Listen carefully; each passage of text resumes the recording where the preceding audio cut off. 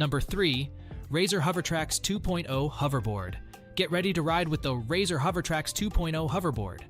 Razer's trusted name speaks volumes, and their Hovertrax 2.0 proves why they're the top choice.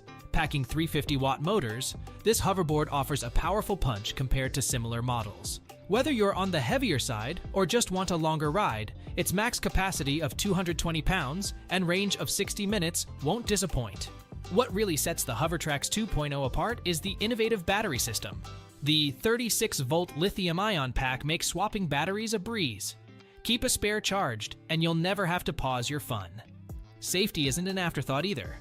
As the first US company with UL 2272 certification, Razer ensures peace of mind against those dreaded battery fires. Beginners will appreciate the training mode, easing you into the experience smoothly.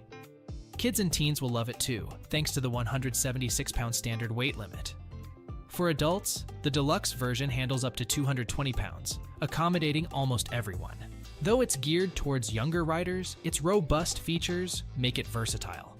One slight downside might be its limited range. However, a quick battery swap can easily solve that issue.